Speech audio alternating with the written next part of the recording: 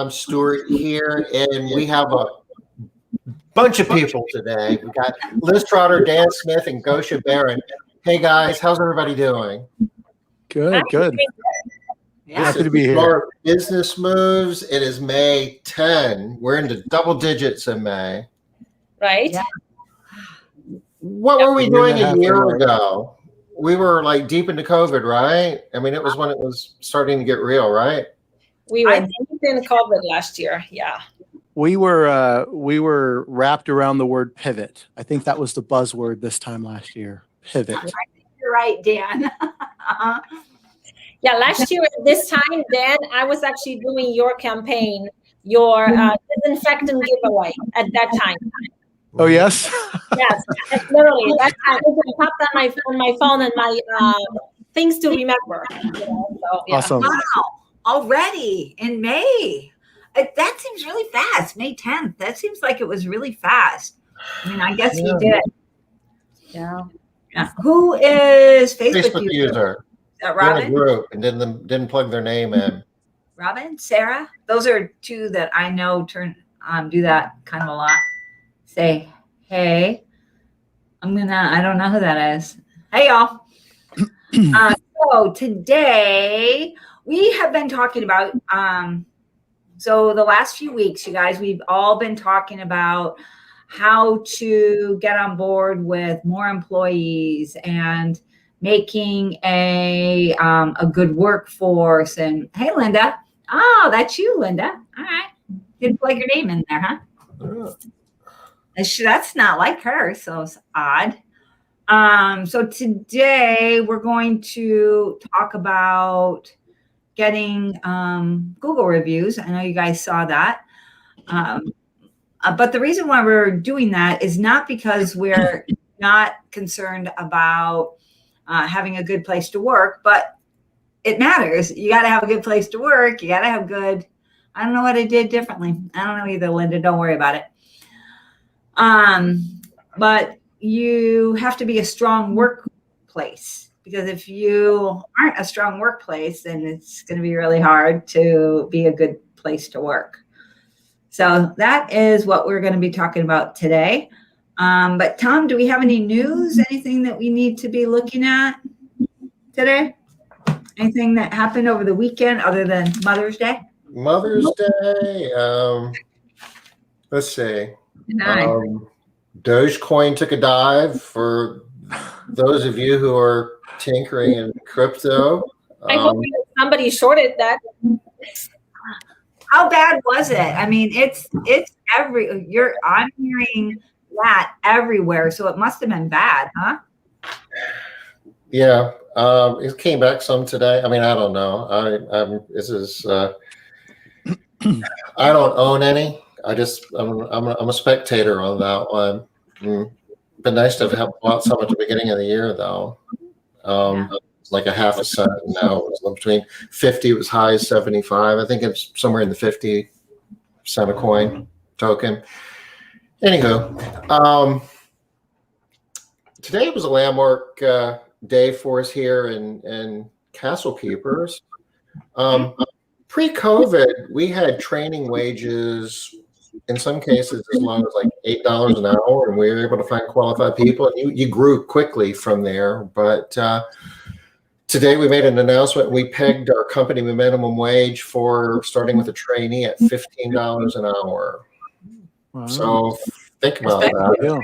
That's almost 100%. I haven't really done the math, but whatever it is, it's close enough to 100% to count.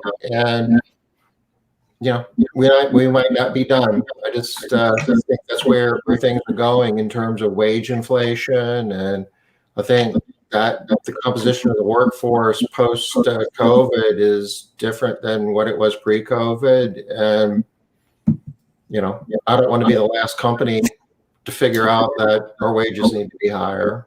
So I'll keep you guys posted on how that goes. How did the response go? What response did you get from your people? Oh, it was awesome. It was positive. I mean, we taught a lot of things to it. We talked about what it was required in order to maintain full-time status. There's training requirements. You have to complete the PhD course in order to, as part of your terms of employment moving forward. You have to be PhD certified. You have to complete the COVID course. There's other training, plus there's certain metrics that you have to hit in terms of quality, productivity, efficiency, and attendance in order to benefit and to grow. But very positive. And part of it too is we've been raising rates over the last few weeks, both on new quotes as well as incumbent clients getting ready for this. And we explained all the reasons why. And more so than times past, the feedback has been very positive. They appreciate the fact that we're doing other things too. We implemented healthcare benefits at the beginning of the year. We're doing a 401k by the end of second quarter, expanding PTO policy, and we explained all that in the letter as well. And the clients think it's great, and they're paying more. And at the moment, I guess they can afford it, so it's all good. We'll see what that looks like a year from now. Well, it sounds like a win. I can't wait to see how it all plays out and how it plays out in your hiring, especially. We always talked about being the premier employer in the residential cleaning industry. Well, this is our opportunity to do it. Yeah, looking forward to it. Can't wait. Linda is asking if your state is no longer taking the extra federal money. That's a good question. In South Carolina, the governor has directed the Department of Labor to stop taking that or stop distributing it at the end of June. So they're still going to be getting the extra federal unemployment benefit for the next month and a half, I guess. Okay. So, yeah, that's 6 weeks is still a long time. All right. Well, you're going to be on top of it when it ends anyway, because you're going to be ready by that time. That's the plan. Yeah. I'm just sharing that as food for thought. No guarantees or endorsements on any of this. I don't have a crystal ball, but at least this is a data point that I'll share with you guys how this journey goes. Yeah. And it's great to set precedents for your client base now, when you're the only one or the small minority, right? Imagine trying to implement that when every other business locally is doing the same, and the homeowner, the client, is feeling the impact from every different direction. Right now, it's just, a couple more dollars with Castle Keepers, we can make that happen. Yeah. Especially for this great reason. Unfortunately, I think that clients already see a rate increase in every possible area. So metal is up, wood is up, everything is, and it's not little, it's 300%. Yeah, that's a good point. Yeah. And it's a big articles on the Wall Street Journal about the cost rising. So I think the clients will also understand that our cost is also rising. Yep. It's like this is the right time. Everything's coming together right now to be able to do this in the best way that it's the easiest. To your point, Dan, Tom talks about this a lot, that you don't want to be chasing everybody else's thing. You don't look like the winner when you're trying to chase down what everybody else is already doing. So looking forward. What is that from experience? I've been on both ends of that before, and it's a lot more fun if you're ahead of it rather than being behind it. I wish I could say I had never been on both sides of that, but I too have been on both sides. Absolutely is more fun when you're on the front end. All right. Well, the risk of trying to be on the front end, though, every once in a while you guess wrong and you're the front end of a trend that doesn't happen. And then you're just kind of standing there by yourself. It's like, where's everybody else? Never mind. Or you're so in front of the trend that it looks like nobody else is coming on board. And then 2 years later, they start doing it. This has happened to me multiple times where I'm like, yo, what the heck? What took so long? Yeah. I don't understand. Two terms come to mind. You want to be on the leading edge, not the bleeding edge. Right. That's a good one. That's Yeah, great. that is a good one. That is a good one. Anything with the PRO Act, Tom? Anything there? I'm sorry, on what? The PRO Act, the organized labor, anything there? Help me with that. So organized labor. So talking about what are they called? When labor, like unions, the PRO Act is about organizing all of the labor and sort of unionizing all labor, even our little old places. So that's a new piece of legislation or proposed legislation. It's not probably in Congress, but that's something that the executive branch is trying to turn into law.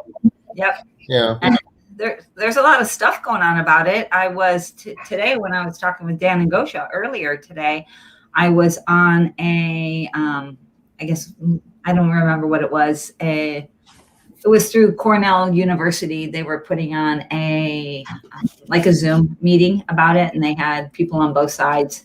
And so I was just wondering if we've heard anything about for us in our industry, if anybody's thought about it, how it might impact us, if it's something that we just don't even need to worry about yet, or maybe ever, because. Okay, so this is, it's actually a bill that's being proposed, HR 842, protecting the right of organized labor, protecting the right to organize.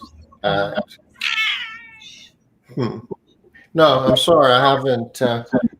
Doggone it, Liz. Something else for me to worry about? Is that what you were trying to do?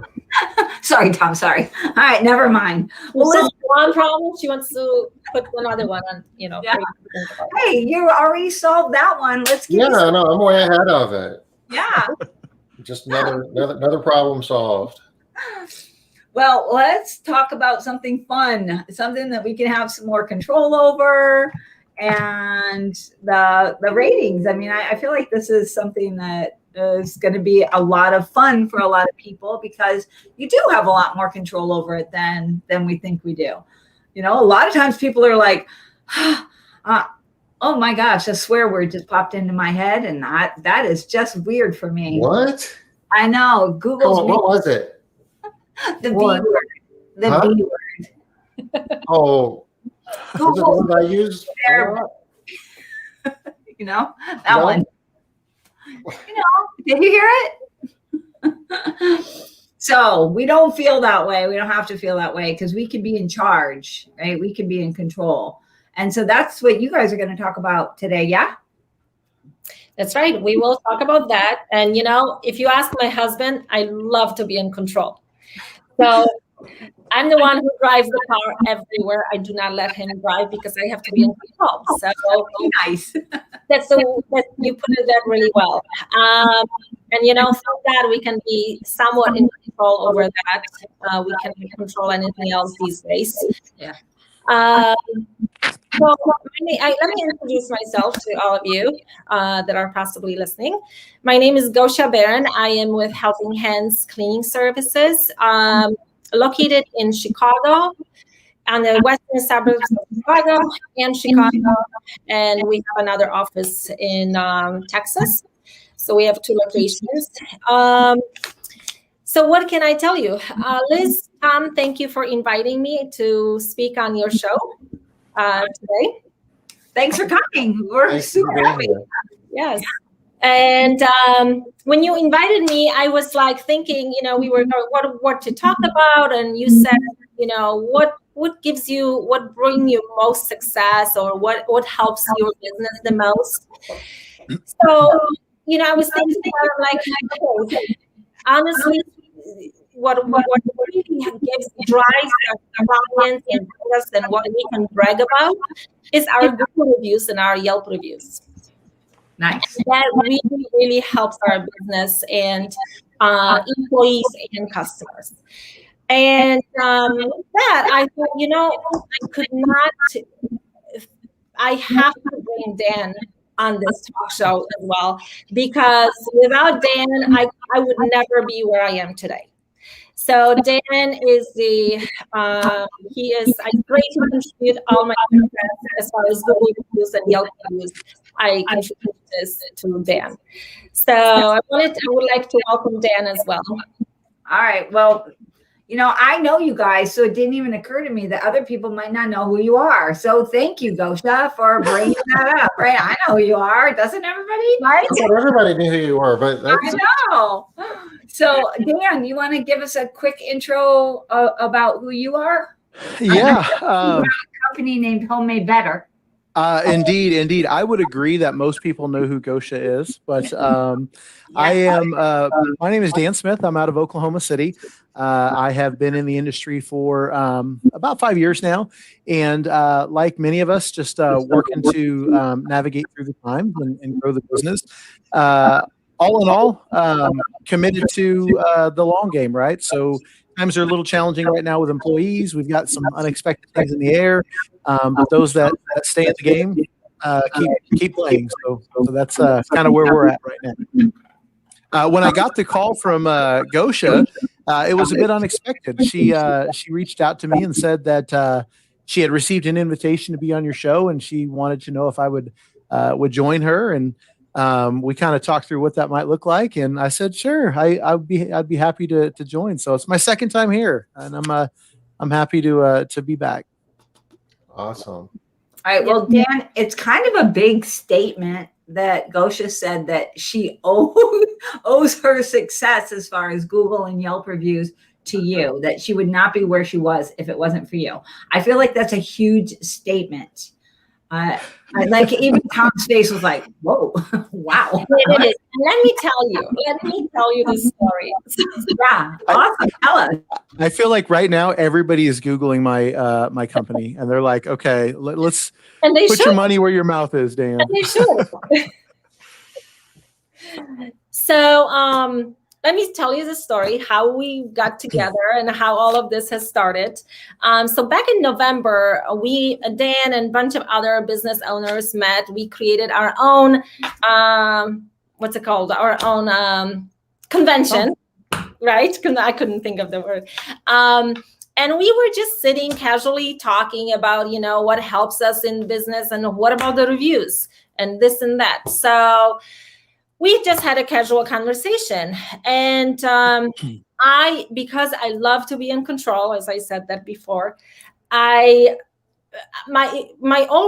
first thing is like, my question to all of you is, where do you go when you are looking for a new restaurant, or when you're in different town? Where do you go to look for a restaurant or nail place or hair salon, whatever it is? I always go to Google. And then I always go to Yelp, because I want to make sure that the decision that I'm going to make and the money that I'm going to spend is going to, it's going to be spent well, and I want to have bad experience. And the reason I am such a stickler to checking out Google reviews and Yelp reviews now is because I had a hard lesson. I'll just quickly tell you. We went to Colorado and in the middle of the winter, and we rented a car from Fox Car Rental. It was the cheapest car, and I was like, "Wow, that's pretty cool." I went for the price, right? Oh my gosh! Never mind that we had bald tires, and we were driving into the mountains, and we had no washer fluid in the for the windshield, and it was just a nightmare. You have to pay extra for good tires and washer fluid. Yeah, what they said. Upcharged. So then what happened is I go on Yelp and I go on Google, and there's 1-star review, and it's like 5,000 reviews, right? And I'm like, holy crap. Okay, from now on, I've learned my lesson. Always go to Google or Yelp. I mean, this is what our clients do, right? They research us. So it is so important for us to have Google reviews and have not just 5, 10, 20, but a lot. And it's been a struggle to get those reviews. We were asking clients, and we were telling our people to ask the clients, because as everybody says, your people are connected with the clients. The clients listen to you, to the to the cleaners because they are in their home, but it just wasn't enough. So when we were talking with Dan at dinner, I think I had about 140 reviews or something on Google. And I was so proud. I'm like, hey, I have 140 reviews. It's, it's so cool. And we had like, I don't know, 100 some or 90 some reviews on Yelp. So I was all excited, and Dan was like, yeah, we have, I don't know what you were like. You were like, yeah, we have like 300. I'm like, what? How did you do that? Yes, I remember that vividly. I was kind of in that moment where Gosia was so excited. She was so happy with how her process works and how her team is bought in and how the reviews are coming along. And she was sharing with the group. And I had that moment, like I don't want to steal her thunder, but I might have something that could help her even get more reviews, or I might, show her what we're doing. And I went out on a limb and I was like, hey, let me very humbly try to tell you what we got going on. And oh boy, she was like, we need to talk. So we had a couple of great conversations. Yeah, I remember that night. Right. So we did talk, and the rest is history. So today we have I'm sorry, I have my notes because I don't have memory for numbers. But today we have 231 Google reviews. And that's been probably since the beginning of mid-December. I think we got on board mid-December. So we gained about 90 reviews in just a short period of time. In 1 month, we received 40 reviews. So just 1 month. That's less than 5 months, and you got 90 reviews in a 5-month period. That's awesome. So You've got our attention here. What's the secret sauce? How does this work? Right. Wait. I have a question first. You said it's about 92 reviews or something like that over the course of like 4.5 months. Are those all Google or some Google, some Yelp? Those are just Google. And then we have 134 Yelp reviews. I believe we received about 20 of them on Yelp. And then we have 234 not recommended reviews on Google, on Yelp. Wow. But those still do matter. People still look at them. Right. So, but we really focus on Google reviews for the most part. So yes, we have, we really are rocking with that. And I'll let Dan talk. I don't want to steal his secret sauce. I'll let him share how it's done, and he can fill the beans. It's no secret that in this industry, so many people are willing to help one another, right? Gosia is a prime example of that. For those of you that know Gosia, you can pick up the phone anytime. You can call her, and she's going to carve time out, right? Maybe not in that moment.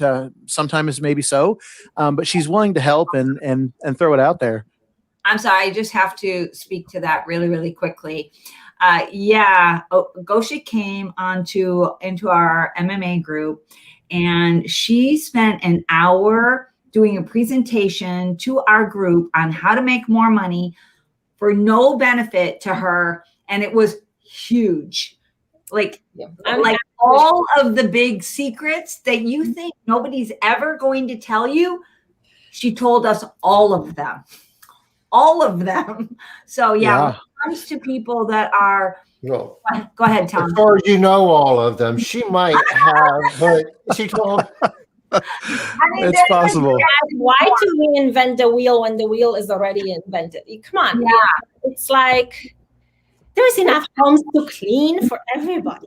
So okay, but people say that all the time. But I just want to go to what Dan said. You put your money where your mouth is. You actually invested your time, energy, effort into us, and you poured it into us, and you did not want anything from us at all, ever. And here you are again today. So I just really want to say yes. All right, so Dan, What's the secret sauce? Hey, as everyone knows, this is not a scripted event, right? So they know that for sure. Pretty obvious, right? I didn't know Liz was going to bring up that example, but briefly, I was in that audience, right? I was in the audience with the MMA group, and listening to Gosia come in and share, and was able to take practical information and apply it, and had a few other questions and reached out to her and put some things into practice. And if I can plug unsolicited here, Liz, the value of MMA, that's just one example. That's one example of my participation in that group, and leveraging kind of just the helping of one another. So hopefully this topic today is helpful to other people out there. When we talk about, magic secret sauce, I don't know that I have the answer. I know that the industry is very, very kind in whole, in aggregate, with sharing with one another, right? We're not in direct competition in most cases. So we're going to talk a little bit about reputation management. And I'm not here to sell. I'm not here to promote. My goal is to provide a little bit of guidance and help, because so many people have poured and invested their help in me. When you think about reputation management, many people are willing to spend great amounts of money on different services, different products, right? The two that comes to mind that are pretty hot right now, Bird Eye is one reputation management company. If you've never heard it before, you can Google Bird Eye. Another that's really hot right now is Go Tell Us.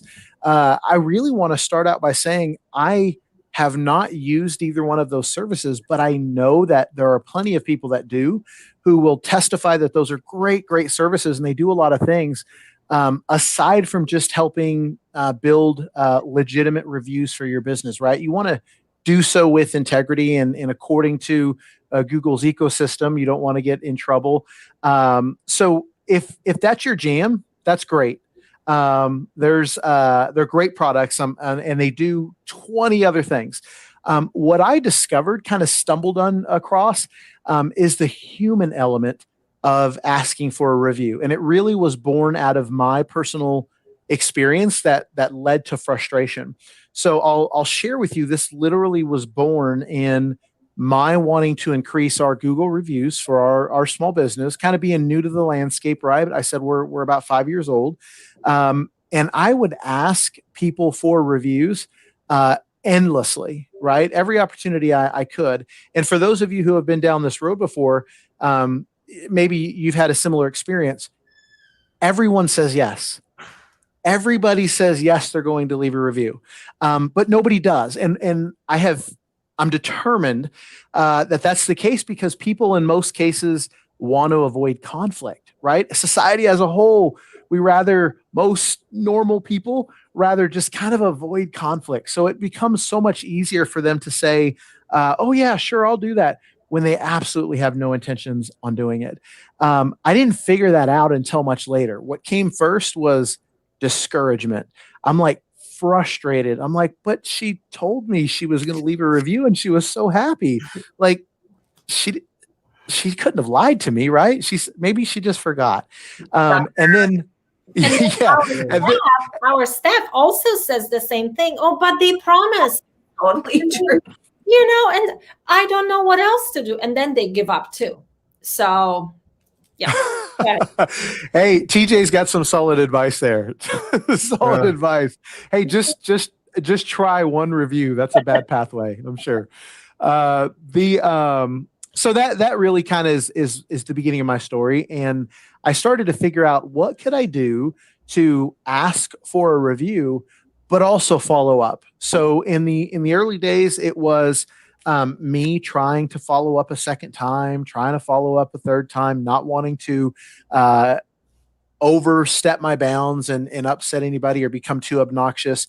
And it just went on for so long that we had grown to 78 Google reviews, and we had been, 3 years in business. I don't know. And like we were at 78, and I thought we were doing great, but in comparison to the local market, but I just couldn't understand why it was such a low return rate. So I started looking at the different services out there. I saw the cost, and we were not in a position to kind of invest in terms of spending money for reputation management software. And I thought, how could I come up with a solution that kind of puts in place the ask once, ask again, and how can I do that in a way that doesn't offend people or annoy them, right? That was the key.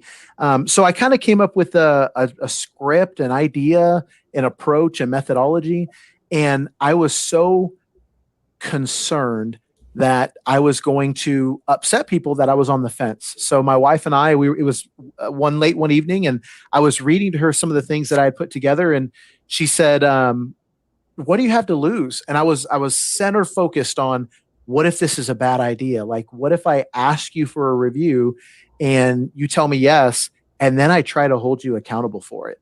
Like, where's that going to get me? Right. That's I don't know where that was going to land me. One, you could get a bad review, or the other is they're annoyed and they find another cleaning service. Yeah, I had that on the back of my mind, right?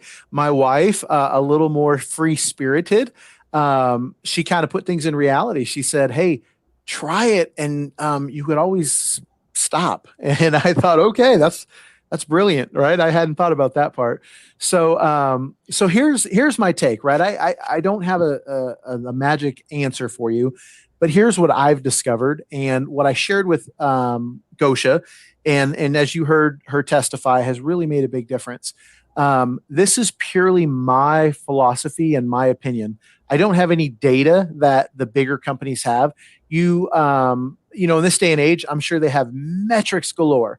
But from a little shop perspective, we got Gosia's data. I mean, yeah, that's true. That's true. From my perspective, I thought, if we're asking for these reviews from a human level, and if you're waiting for the shoe to drop, like, this is it.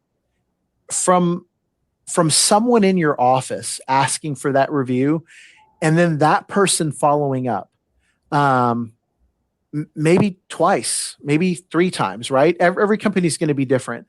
In the process, maybe the owner having a little bit of investment in the process, right? So now the customer has agreed to a review, and they get a message referencing their agreeing to leave you a review, and you can go about it any number of ways, right? So here's one example, and I talked about it with Gosia, and she said, I don't have time for that. The person who asked for the review follows up and checks in. Hey, I just wanted to see if you've had an opportunity to leave us a review, give you a friendly reminder. And then at a later time, kind of the Gosia goes in there and says, hey, Susie Q told me that you were going to leave us a review. I'm super excited. I can't wait to read what you're going to put. I'm on the edge of my seat. It's a lot of work. It's a lot of commitment. But what I discovered is the follow through, the doing it every single time made a big difference. So when I was talking with Gosia, she said to me, Dan, I've got a lot of things going on. I'm probably not going to have time to follow up with every review request. So we kind of strategized and I showed her what some of the things that I was doing. And we created a system. It's what it boils down to. It's a system that helps make this process more efficient. The takeaway, however, is this. In my humble opinion, your client is not getting an email from a company they've never heard of. They're not getting an email from a name brand that they don't know.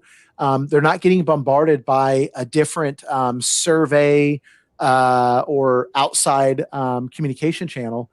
They're getting an email or a text message or a phone call from the very organization that they have a relationship with, right? They value you. So you're showing equal value in investing time to send that message directly from within your office.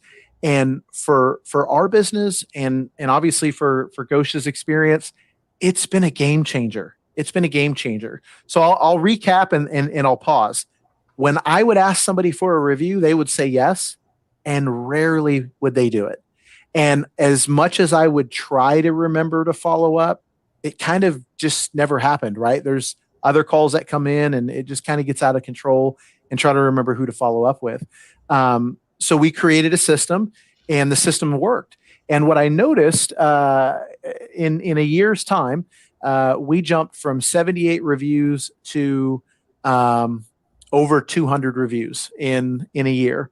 And I attribute that everything to the personalization of our message, the personalization of it coming from the office. And some of you out there might have received 500 reviews from Bird Eye, and that's great. Maybe I should look more into that. But I've been really pleased with the process that we have. And when Gosia called me and she's like, Dan, she would text me. Gosia, if you remember, she would text me and she'd say, we got 3 reviews today. And then 20 minutes later, she would text me again. I just got another review. And she was so excited that, that just got me charged up. And I was pretty happy to see her experience the same encounter. My phone would buzz and here's another review. Here's another review. I'm like, oh my God, this is so cool. It works. It really works.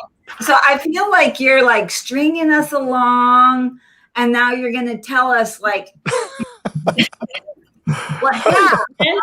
I'm like, I'm hooked. So, like, what is it? How do I do it? What do you mean you got a system? I don't understand. I need to like, how can I do it? How can you do it? Okay. All right. Well, today we're at 248 reviews. And I actually share that number not from any boastful platform. I share that number to prove a point. We had arrived at 200 and something reviews, and we had some change up in the office here. And the person that had been relentless on asking for reviews was no longer on team. She was no longer in the office. And all of a sudden we saw a taper effect. We were not getting the reviews coming in. And I discovered and eventually, told Gosia, it is a, oh gosh, I don't remember how I phrased it, but it works if you work it. I mean, plain and simple, it works if you work it. So, there's a little manual element to it. How long does the manual process take, Gosia? What would you say? 30 seconds? Yeah, at least 30 seconds. Yeah, for sure. If that, right? I don't do it, but my team does it. Yeah. No, it's super quick. Yeah, and you never have to worry about it again. So, Liz, let me kind of put a little more meat on the table because the teasers are getting they're getting to you. I can feel it. This is like an infomercial. Yeah, I'm waiting. I feel like you're going to sell me a condo here. Hey, free shipping and handling. I can tell you that right from the start. No, so we created an automation. I created an automation that really put in place the human message. So it's messaging that comes from our office. Every company is going to be different. I don't know your business. I don't know how you communicate with your office. But we've set things up in a way where when you want to ask somebody for a review, we have a process for that. We have a system. You go in and you execute the system. It takes about 30 seconds. And that's it. That's the end. There's nothing else to do. They're still doing it. They're still doing it. See, TJ. Oh, wait, there's more. So we've all heard of automations, right? We've all heard of automations that help us be more efficient in the office, get more things done with less time. And this really does fall under that category. I set up an automation. I set one up for Gosia that puts in play defined process. And the process is, hey, you told me that you were going to give me a review. You agreed to giving us a review. So we're following up on that. Susan, that's a great question. I have nothing to sell. But I'm always willing to take U.S. cash. Just putting that out there. Bitcoin. I have nothing to sell. Yeah. I have nothing to sell, but I love free money. The process is asking somebody for a review, but referencing the fact that they told you they were going to do it. And from a psychological standpoint, there's power in that. There's accountability in that. And then allowing enough time to go by for that review to come in and reminding them, hey, you told me that you were going to leave a review and we haven't seen that just yet. We got to break it down because I'm going crazy here. Okay. All right. So let's start at the beginning. So you clean somebody's house. Mm-hmm. Yeah. All right. And so the system is just an automation that's going to do these things. Here we go, guys. Here's the meat. The first thing is, when does is it an email, a text? What is it? What goes out? Oh gosh, I'm not trying to be vague. It's whatever you want it to be. It's whatever you have set up. Yeah, whatever you have set up for your business. How we do it, and it works pretty well. Yes. So after the cleaning, we call a client. My team calls the client. Hey, how was the cleaning? And they said, "Oh, on a scale of 1 to 5, how would you rate the cleaning?" And they said, "Oh, absolutely, it's 5. It's amazing." And then my team will say, "Thank you so much. I'm so happy to hear you were very satisfied with the team. We'll definitely pass this along to them as well. Would you mind leaving them a review on Google, or would you mind leaving them a review? Would you mind sharing your experience with the public?" And then they're like, "Oh, absolutely." And then my team will say, "Wonderful, great. I will send you a link to your text message. Is that okay that I send you a link with to your text message?" And the client says, "Absolutely." Done. So, Gosia, thank you for articulating that for me very, very well. Thank you so much. Side, I guess, yeah, right? I'm digging into the automation, and everyone's like, "Okay, how do we do step 1?" We don't So, the psychological hook is asking for their permission, right? We're asking, will you leave us a review? And when they say yes, we're asking them, can we send you a message? So now we're getting their permission. All right. So it's instead of, you guys that are listening, so instead of saying, "Okay, great, thank you, I'll send you a link." No. Instead of saying that, you have to say, "Can I send you a link?" And clients people like to be in control. Yeah, just like we were talking about earlier, right? Yeah. Can I send you a link? When they say yes, now they have bought in. Right. They're like, okay, now I really, now I have to do my part now. And they feel more connected to, they have to. Are they going to? No, they're still not going to. So we're going to go back to like the next step. So that, you're right. First, wait a minute. Gosia, that call was the day after the cleaning. Is that right? Okay. We always do it the next day. Yeah, Okay. the next morning. Yep. Next day. Okay, so then we give us time frames too, Dan. All right, so that, can I send you a link? They say yes. You send them the link. And our team sends the link right to their phone. And whoever it is that's doing the follow-up calls. Correct. Is it always the same person, Gosia? We have it as the same person. Yep. Same person. But if in your company it's a different person, y'all, I think that's going to matter somewhere down the line here. So whoever sends that my company doing it. All right. Go ahead, Dan. So the important piece, as mentioned, was getting their buy-in, but it goes back to the path of least resistance. They're always going to say yes. So we're looking for the buy-in, but we know that 98% of the people are going to say yes. So then you begin the automation. You plug in what little information, again, takes about 30 seconds to send them a request, and it reminds them, essentially. Yes, ma'am. Wait, what request? Because the request to leave a review that you had already sought approval for. The one that has the link. Correct. And so the link that we asked to send, now we send another request saying, what does it say? Thank you so much. It was a pleasure to speak with you today. Here's the link as promised, right? Okay. You're referencing the fact that they gave approval, and you're following up on what it is you said you were going to do. All right. And the link is the link to Google or Yelp or whatever that they click to do their review. Okay. Yeah, your source. There. All right. Your And source. it's directly there? It's a quick link. Yeah, directly makes it easy for them, right? Okay. So then we're going to pause. And we're going to wait time. We're going to allow them time to leave that review. And if the review doesn't come in, we're going to send them every company's different. It can be 2 days. It can be 3 days, right? We want to do what Gosia does. We know that works. We do have 2 days. 2 days. One. All right, well, that's not very long. I mean, I feel like 2 days. 2 days. And then I believe, so then when another, if they don't do it, right, then they get another text, hey, and then all automated.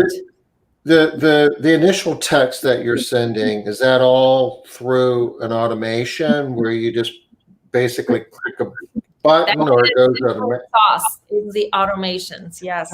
Yeah, I just wanted it to talk about the automation because that's where all the work is. But I care about the other side for the people that are not Dan and can't create the automation. Like how can you at least manually get started and then create that automation? Yeah. Okay, so let me make sure I'm talking in that respect.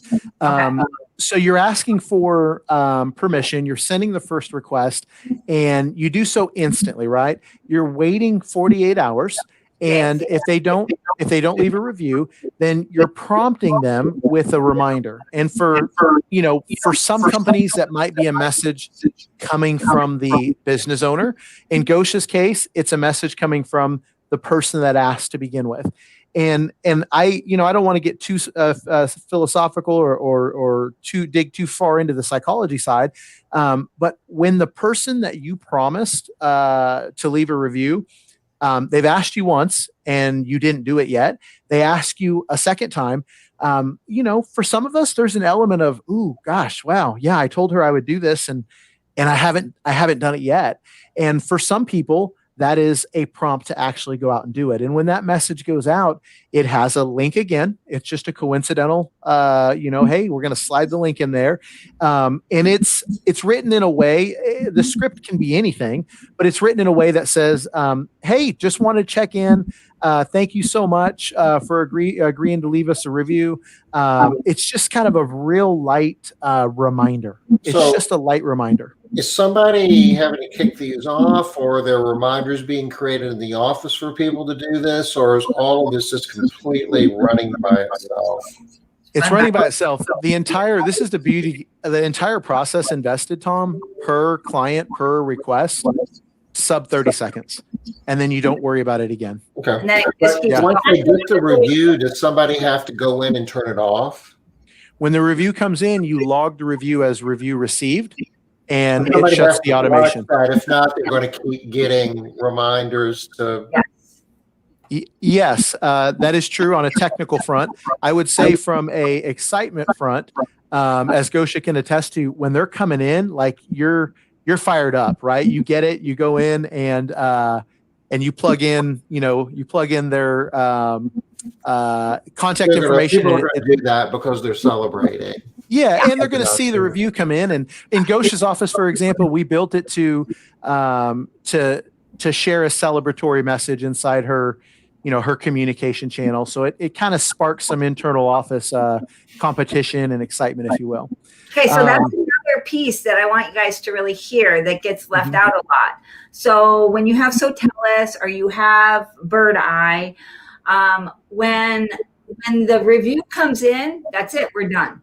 But in this automation that you need to create for yourself, when the review comes in, it needs to send out a celebratory message to everybody in the office saying, hey, y'all, congratulations. We got a review on Google or on Yelp.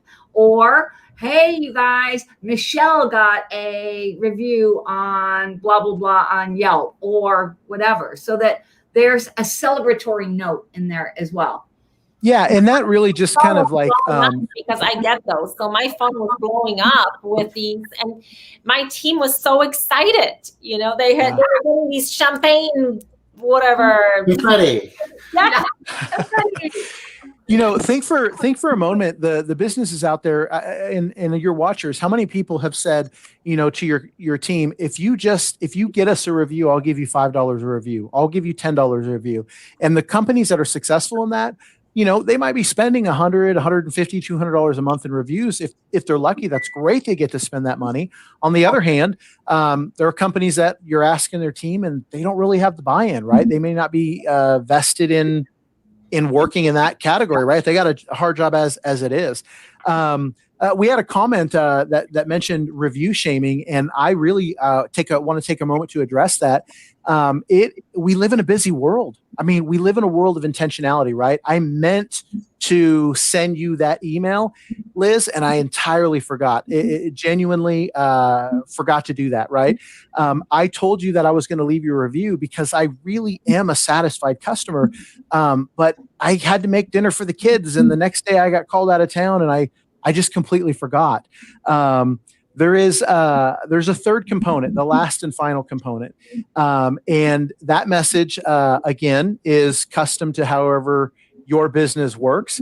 And it's really thanking the customer for doing business with you.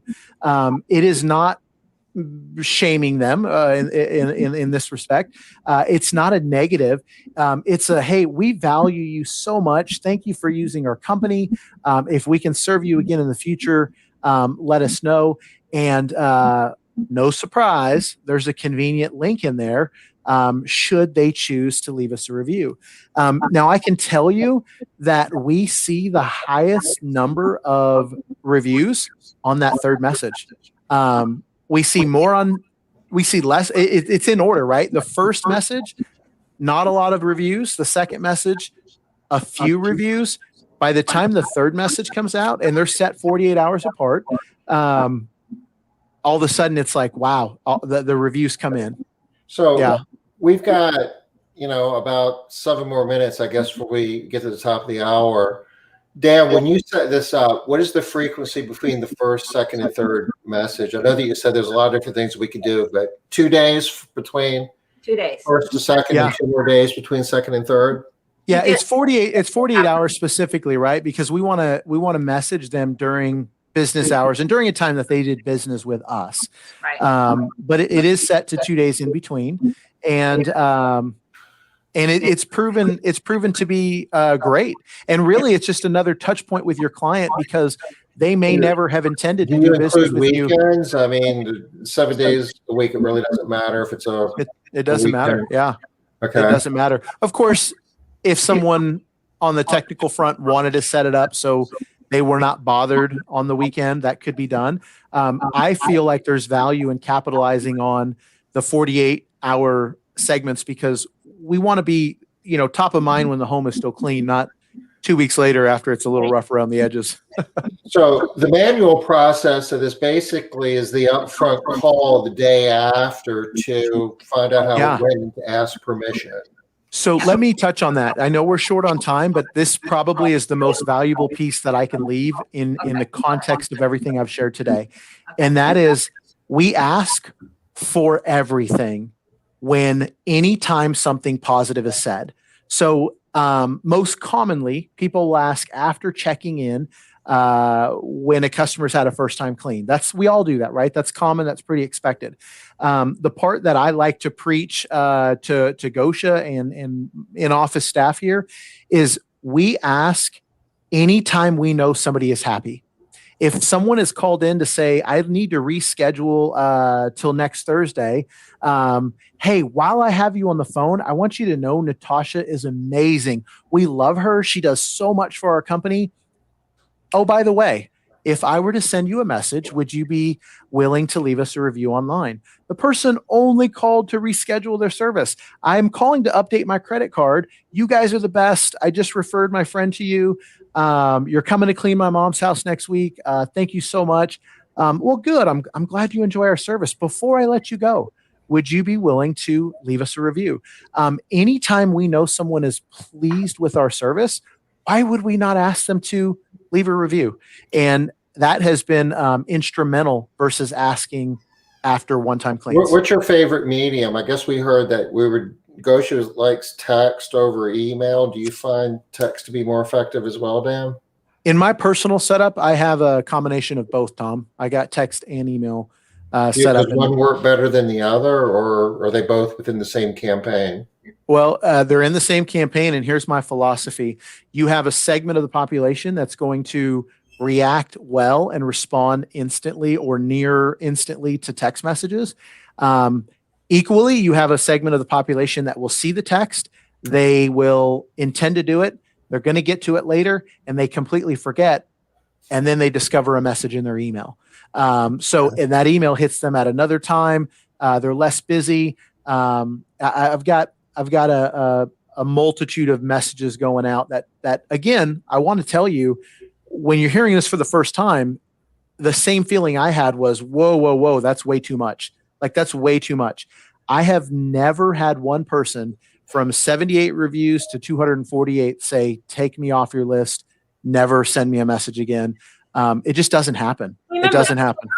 Happy clients. And if they're happy, they are happy to share. You know? And I want to really hit on this point hard for all of you that are right now thinking you've got the yeah, but my clients won't like it. They have already told me they don't like reviews. All of the yeah, buts that you have going on in your head right now. I want to remind you of what Gosia just said. They want to give you a review because they are happy.